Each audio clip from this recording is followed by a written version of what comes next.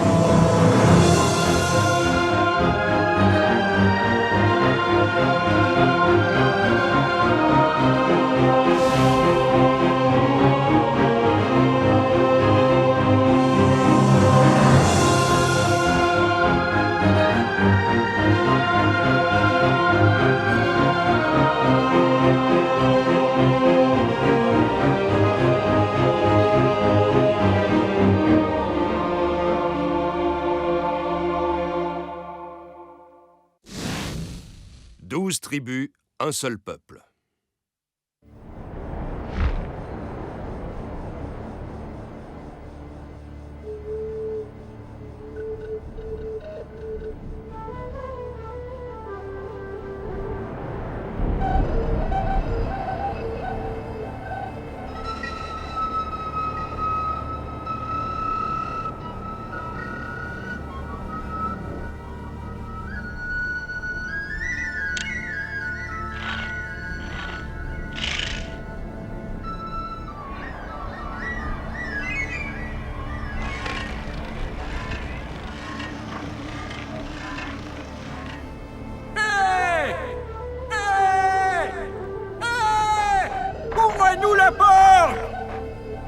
Est-ce que tu vois ces deux-là qui arrivent? On dirait des fantômes. Et ils sont maigres parce qu'ils meurent de faim. Ils réclament du pain, nos réserves sont pleines. Allez, allons-y.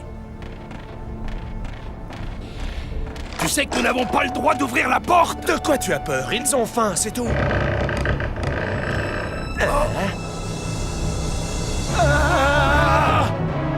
Alerte, alerte! Nous sommes attaqués!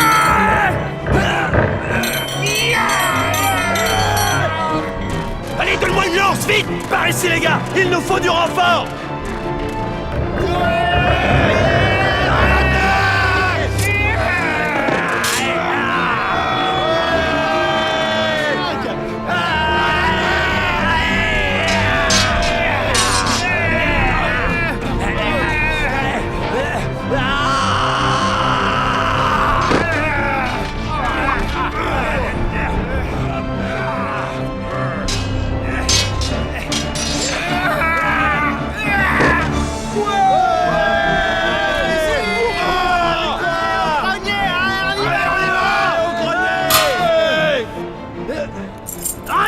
J'ai trouvé les clés de la réserve à grains!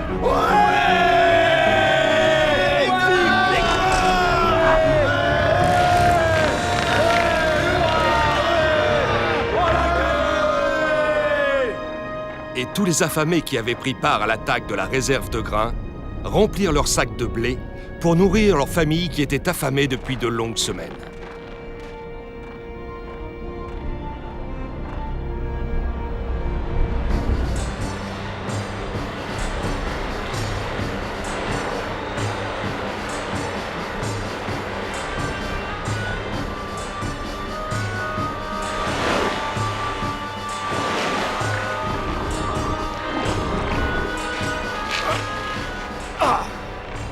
Capitaine, j'aimerais savoir ce que vous transportez sur ce bateau. Oh, je n'ai vraiment rien d'intéressant. Vous ne savez pas que la famine sévit partout depuis la Nubie jusqu'ici et qu'on ne trouve plus de blé. Je suis au courant de tout ça. Dites-moi plutôt d'où vous venez et ce que vous transportez, sinon je me verrai dans l'obligation de faire fouiller votre bateau par mes hommes. Je viens d'une région qui se trouve au nord du Soudan et je transporte du bois, de l'ébène, des épices, des huiles, des plumes d'autruche et de l'or. Et où comptez-vous aller avec ces marchandises? Ne savez-vous pas qu'il n'y a plus d'argent dans la ville de Pharaon? Que même les plus riches marchands sont ruinés? Je sais où je dois me rendre. Je vais aller voir les prêtres du temple d'Anubis. Eux ne risquent pas d'être à court d'argent et ne le seront jamais. C'est malin, le temple d'Anubis protège Berluscotti. Vous allez avoir un autre passager. Allez, va mon ami, que les dieux te protègent durant ton voyage. Monte à bord.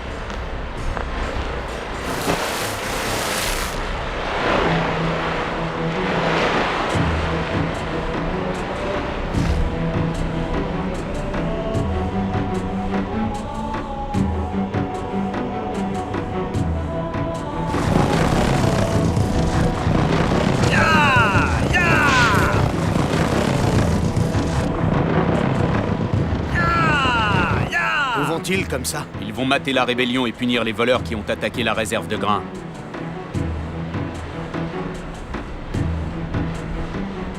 Dis-moi, combien de jours il t'a fallu pour remonter le Nil depuis la Nubie?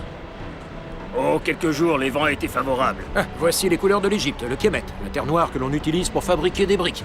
Tout est sec pour le moment à cause de la sécheresse. Mais quand la pluie reviendra et que le sol sera redevenu fertile, le déchret que l'on nomme le désert rouge sera de nouveau recouvert par les eaux du Nil.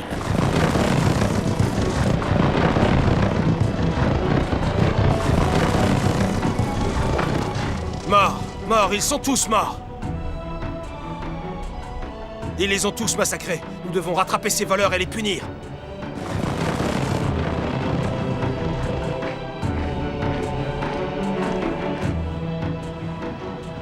Les voilà. À l'attaque!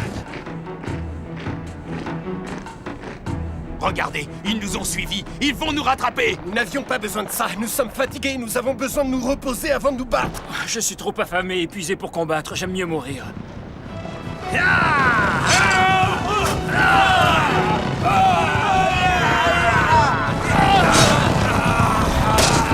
Ramassez les sacs de blé et placez-les sur des chevaux. Ils sont plus précieux que l'or.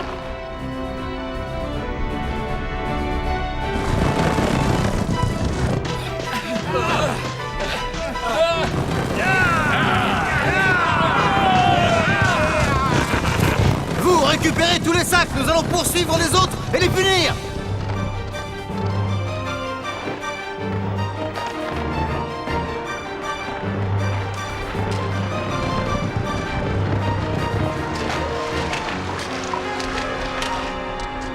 Notre père le Nil les punira lui-même.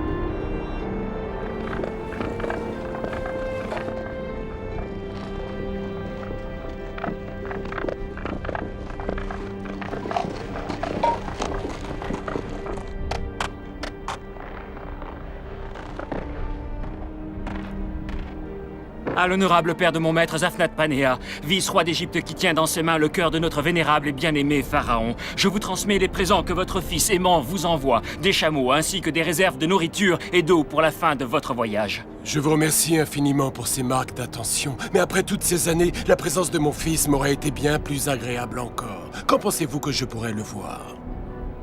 Père, il faut que tu sois patient. Joseph est l'administrateur d'un grand royaume. Tu as raison, Benjamin, tu as raison.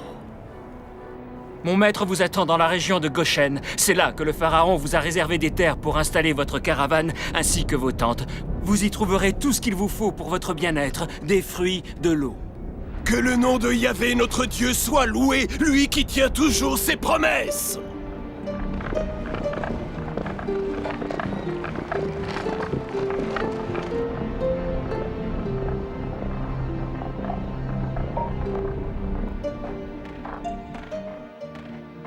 Seigneur, nous sommes affamés, donne-nous un peu de pain, s'il te plaît. Donnez à manger à ces pauvres gens, donnez-leur du pain.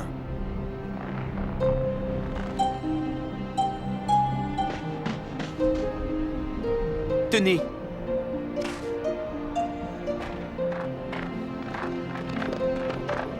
Je ne vois que désolation et famine partout où nous allons. Comment mon fils pourra nous nourrir tous? À qui prendra-t-il la nourriture pour nous la donner? Ne vous inquiétez de rien, monseigneur. Vous avez beaucoup de chance. Votre fils est un homme puissant mais droit, et il est fidèle envers son Dieu et le respecte. La chance n'a rien à voir avec cela, mon ami. Joseph est un don du Dieu Tout-Puissant.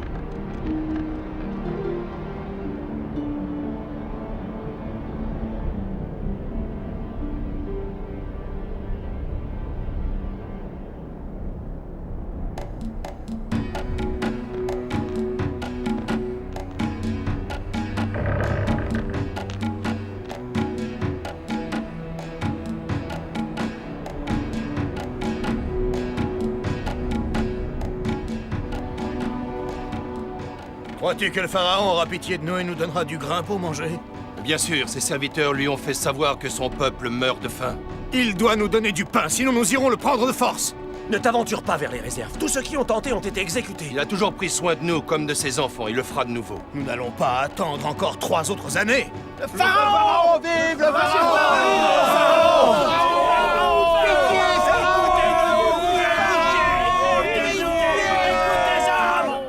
Pourquoi mon peuple pleure-t-il? Que me réclame-t-il? Monseigneur, ton peuple te demande du pain car il a payé sa contribution pour que tes réserves soient pleines. Il ne leur reste plus rien pour nourrir leurs enfants et ils ont faim. Il y a une grande sécheresse dans tout le pays. Et ton peuple est très affamé au pharaon. Peux-tu me dire quelle est la quantité de nos réserves? Nous avons fait d'importantes réserves, monseigneur, et nous pourrons tous les nourrir durant les 3 prochaines années. Il ne serait pas juste de les nourrir sans qu'ils aient à payer quelque chose en retour, n'est-ce pas? Et Pharaon est juste. Oui, Pharaon est juste. Ils devront payer pour être nourris par leur roi. C'est cela. Mais ils doivent manger et nourrir leurs enfants. N'est-il pas écrit que Pharaon est le père de tout son peuple? Oui, Pharaon est le père bien-aimé de tout son peuple.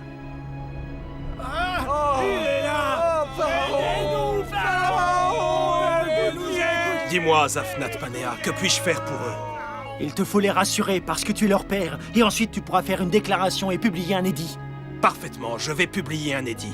Tu proclameras qu'en échange des grains que tu leur donneras pendant les 3 ans que va durer cette famine, ils devront te céder leurs terres et leurs maisons. En échange, tu les autoriseras à la cultiver. Ils devront alors te verser un loyer tant que leur famille restera sur la parcelle. Et sous quelle forme devront-ils me payer? Ils devront verser à Sa Majesté chaque année 1/5 de leur récolte, de père en fils, pour les réserves de Pharaon. Bien, ainsi toutes les terres du royaume deviendront ma propriété. Excepté les terres qui appartiennent aux prêtres et aux temples. Et pourquoi pas? Parce que selon les lois éditées par tes ancêtres, tu es tenu de verser aux prêtres une forte somme d'argent chaque année comme contribution, pour qu'ils ne manquent de rien et puissent satisfaire les dieux dans leur service. Tu as raison, Zaphnat Panéa. Allons parler au peuple.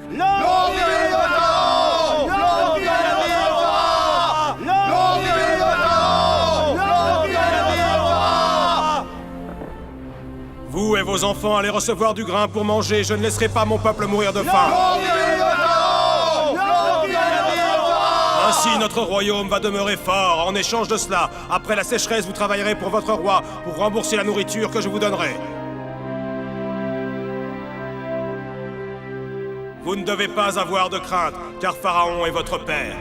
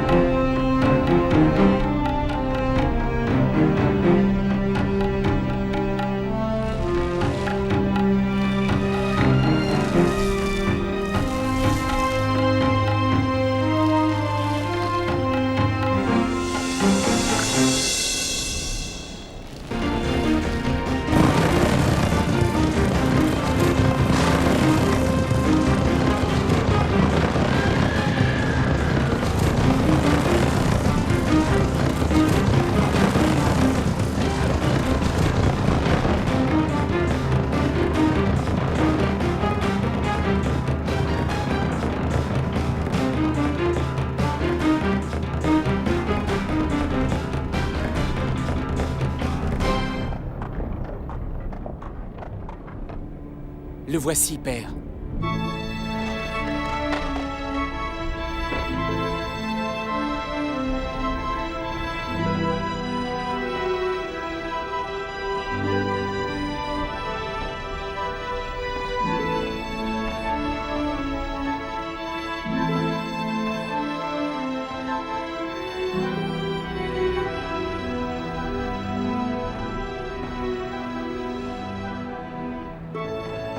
Que Dieu te bénisse, mon fils. Je peux mourir en paix puisqu'il m'a permis de te revoir.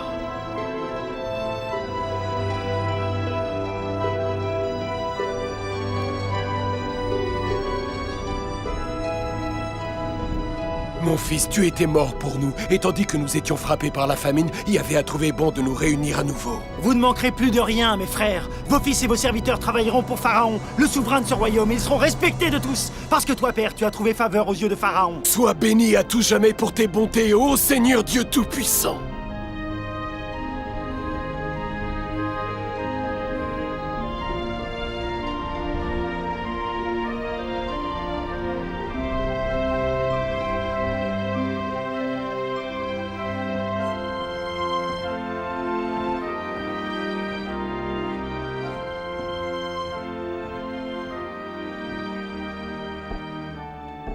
Jacob, mon fidèle serviteur, dis-moi, parles-tu toujours avec ton Dieu? Oui, mon Seigneur, chaque jour, je le remercie pour le don de la vie qu'il m'a donné, pour mes parents et mes frères, et pour toi, Pharaon, roi d'Égypte, qui m'a adopté et pris sous sa protection. Mais lui, te parle-t-il? As-tu déjà entendu sa voix? Non, je n'ai jamais entendu sa voix, mais mon grand-père lui parlait comme on parle à un ami. L'as-tu au moins déjà vu? As-tu une image de ton Dieu? Non, mon Seigneur, bien que Dieu soit invisible à l'œil humain, on peut le voir dans toute sa création, la nature et l'univers reflètent sa grandeur. Je me demande pourquoi il t'a envoyé vers moi, et pourquoi il a voulu préserver mon peuple. Votre Majesté, je me souviens avoir demandé à mon père, quand j'étais encore un tout petit, pourquoi nous étions sur Terre et quel était le dessein de Dieu. Il me répondait que si certaines choses nous paraissent incompréhensibles aujourd'hui, elles ne le seront peut-être pas demain, mais il importe que nous fassions la volonté de Dieu en obéissant à ses commandements. Après 3 longues années de sécheresse, la pluie se remit à tomber. La terre, brûlée par le soleil depuis 3 ans, reprenait vie.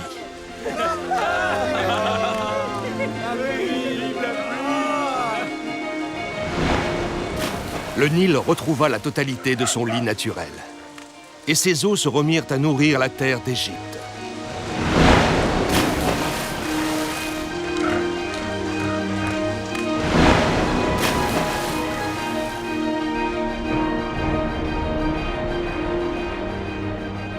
Les navires chargés de marchandises de tout genre affluaient de nouveau sur le fleuve.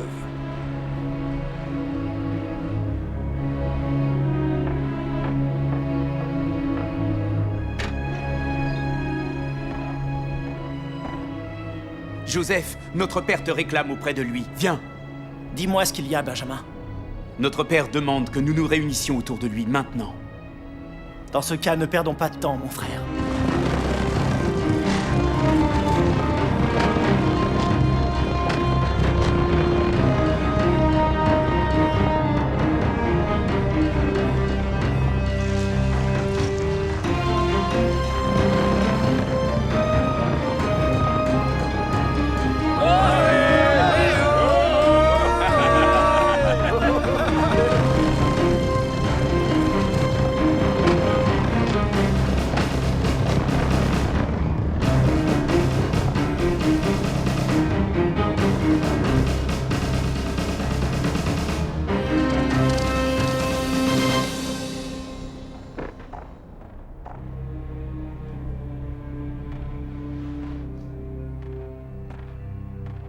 Je vous ai fait venir pour que vous entendiez la parole d'Israël, votre père. Alors prêtez attention, car je ne vous parlerai plus après cela. Tous les fils de Jacob étaient présents, et tous attendaient dans un silence respectueux que le patriarche leur parlât.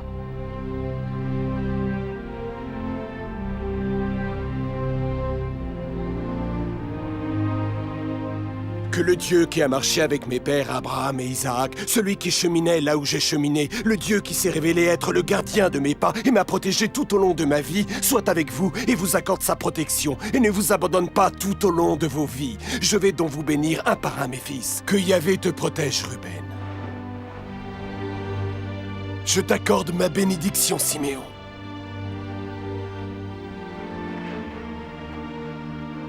Et à toi, Lévi.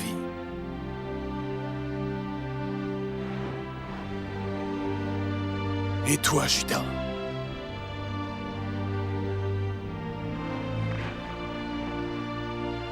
Ainsi qu'à toi, Zabulon.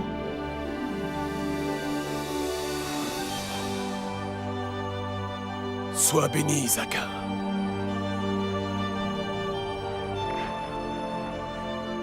Et toi, Dan.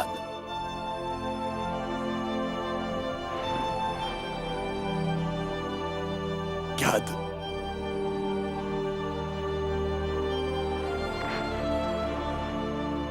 Et toi, Aser.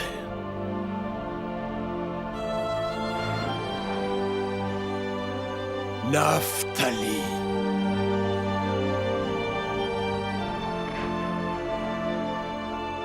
Joseph.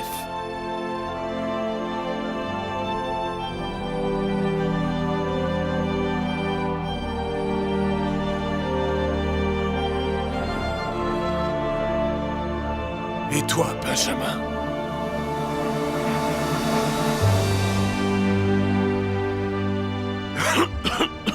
Et écoutez-moi tous. Vous devrez tous rester soumis à ces lois, et il arrivera ceci. Vous, mes fils, formerez les 12 tribus d'Israël. Et vous, vos fils ainsi que vos petits-fils, vous vous établirez dans des régions différentes. Et vous deviendrez un seul peuple, une seule nation. Vous deviendrez le peuple d'Israël, parce que c'est le nom que m'a donné Yahvé. Israël est mon nom. C'est l'œuvre du Dieu de votre Père qui vous aidera. C'est l'œuvre du Tout-Puissant qui vous donnera la bénédiction des cieux. Vous êtes un peuple choisi, une nation mise à part pour servir d'exemple aux nations alentours. Joseph. Oui, Père. Jacob avait vécu au pays d'Égypte durant 17 ans. Il vécut jusqu'à l'âge de 147 ans et il mourut entouré par les 12 fils qu'il avait reçus en héritage par son Dieu. Joseph ordonna aux médecins à son service d'embaumer son père et les médecins embaumèrent Israël. 40 jours s'écoulèrent ainsi et furent employés à l'embaumer. Et les Égyptiens le pleurèrent 70 jours. Quand les jours du deuil furent passés, Joseph demanda au Pharaon la permission de respecter les dernières volontés de son père Jacob. Je vais mourir. Tu m'enterreras dans le sépulcre que je me suis acheté au pays de Canaan. Monte et enterre ton père comme il te l'a fait jurer auprès de son peuple. Joseph monta donc pour enterrer son père. Avec lui montèrent tous les serviteurs de Pharaon, anciens de sa maison, tous les anciens du pays d'Égypte. Toute la maison de Joseph, ses frères et la maison de son père. On ne laissa dans le pays de Goshen que les enfants, les brebis et les bœufs. Il y avait encore avec Joseph des chars et des cavaliers. Arrivés à l'ère d'Atad, qui est au-delà du Jourdain, ils firent entendre de grandes et profondes lamentations. Les habitants du pays de Canaan furent témoins de ce deuil et dirent « Voilà un grand deuil parmi les Égyptiens ». Les fils de Jacob le transportèrent au pays de Canaan et l'enterrèrent dans la caverne du champ de Macpéla. Seigneur, j'ai accompli tout le travail que je devais réaliser selon ta volonté. J'ai vu tout ce que tu as réalisé pour ton père, et je suis satisfait par la démonstration de ton amour filial, Joseph.